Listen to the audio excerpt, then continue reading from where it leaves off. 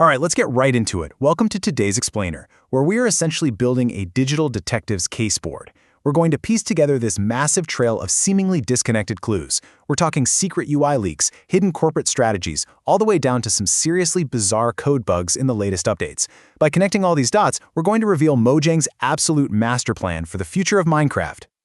So, here is our roadmap for the investigation. We've got 5 main clues to look at today. Minecraft's UI overhaul, the expansion of featured experiences, a surprisingly revealing developer timeline, the whole concrete staircase dilemma, and finally, the Bedrock offhand bug. I'm going to show you how every single one of these pieces connects to prove exactly where this game is headed. Starting right off with clue number 1, Minecraft's UI overhaul. Now, this new UI, totally unannounced. It was actually dug up from deep within the game files by a known Minecraft leaker who goes by Nipitar. And what's really fascinating here is just the stark contrast between the two versions. Think about the old classic server screen. It's just a simple utilitarian scrolling list, right? Well, this new leaked UI is completely overhauled. It almost has this Fortnite-style hub feel to it. We're seeing massive visual creator spotlights and a totally separate window dedicated just to My Servers, which is where your friends' servers will actually live. It's not a list anymore, it's a fully curated storefront.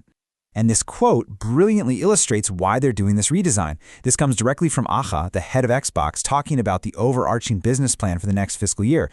The goal is literally to make Minecraft the world's premier creator platform. So this leaked menu isn't just a fun cosmetic update. It perfectly serves that massive corporate strategy by turning the Servers tab into a heavily promoted creator hub. That brings us to clue number 2, expanding featured experiences. Let's look at how this corporate strategy isn't just some far-off future plan. It is actively bleeding into the live game right now, specifically on Bedrock Edition. We are seeing an absolute explosion of featured experiences hitting the menu.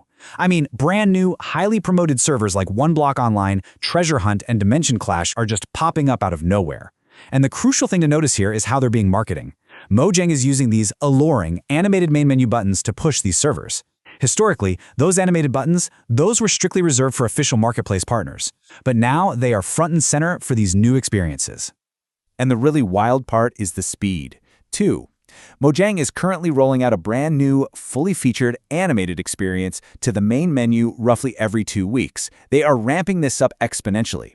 Which, honestly, begs a very serious question for our caseboard. If they're pushing these massive creator servers this hard, is Mojang going to change the ELA to allow microtransactions directly within these featured servers? Because if we start seeing that happen, it confirms beyond a shadow of a doubt that Asha's master plan for a fully monetized creator platform is an unstoppable effect. Moving on to clue number 3, the developer timeline revealed. To really understand where the game is going, we have to look at the actual timeline of how features get built behind the scenes. And for that, we turn to the most unexpected source imaginable. Meet Katie Scott, the newly appointed Vanilla Minecraft lead. In a seemingly innocent, purely professional post on her LinkedIn profile, she accidentally dropped some major developmental clues. Just while reflecting on her new role, she casually mentioned working on the dappled forest biome, straw beds, and the new block sets. I actually have to laugh at the pure irony of this number, 114. That is the exact number of likes this post had when the community finally stumbled upon it.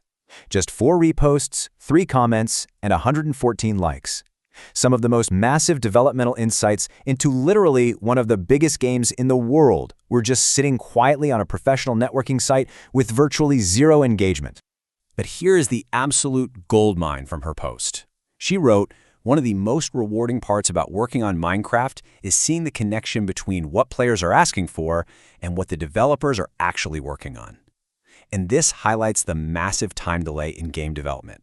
When an update drops, the community instantly starts asking for new features. But developers, they're often working on those concepts months before players even know to ask for them. The updates you're going to play next year are heavily underway right now. Which transitions us perfectly to clue number 4, the concrete staircase dilemma. We'd have to address the elephant in the room regarding Mojang's update speed. Trace this fascinating timeline we extracted from Katie's post. First up, wool slabs and stairs get dropped into the game. Second, the community immediately begs for concrete variants. Actually, fun fact, that community demand supposedly made developer KingVogs burst into tears of joy at the sheer engagement. But then comes step 3. It took roughly a whole month for concrete stairs to finally arrive. A full month for a block with arguably the simplest, most basic texture in the entire game. So why does simply cutting a block in half take 30 days? Well, the harsh reality of cross-platform game development is anything but simple. It's like a giant puzzle. Every single block has to attest to countless unique playstyles. The code has to be perfectly adapted for multiple distinct platforms. We're talking everything from high-end gaming PCs to old mobile phones. And they have to ensure absolute game stability across infinite, completely unpredictable world generation. But we do have to ask ourselves, is this purely a coding bottleneck? We've heard for a while that Minecraft was moving toward data-driven systems specifically to make adding blocks faster. So if a simple block still takes a month, are those systems failing? Or is this actually a clever strategy? Are developers intentionally spacing out these features just to avoid content droughts and keep the snapshot release cycle interesting? Keep that exact development speed in your head as we look at our final clue. Clue number 5. The Bedrock offhand bug. Let's pivot to the final, and frankly, the most exciting piece on our case board today. It's a massive, totally unintended code glitch. Players updating to the newest version are running into this bizarre mystery. Why are hotbar slots suddenly turning invisible? You load up your game, and the extra slots at the very end of your hotbar, poof, they just vanish into thin air. We've got hard evidence of this all over the place. Prominent community members like Toycat and a bunch of other players have been documenting these missing hotbar slots. And when technical experts like Alexa dug into the code, they identified this as a rare texture atlas bug in the latest version. It's a glitch that is specifically tied to how the UI inventory system renders on screen. Now, let's connect those final dots. Consider this historical comparison. In the past, over on Java Edition, we saw these massive, game-breaking bugs happening with maps. Maps were freezing, completely locking up worlds. And a mere few weeks later, Mojang dropped a massive map overhaul with new icons and features. Fast forward to the present, we are seeing sudden hotbar and inventory bugs in Bedrock. So, does this precede the long-awaited offhand update? This quote right here drives home the central theory of our entire explainer today. Oftentimes when something bugs, it is because the developers are working on something related to whatever that thing is. Things break in Minecraft because the devs are actively messing with that related foundational code.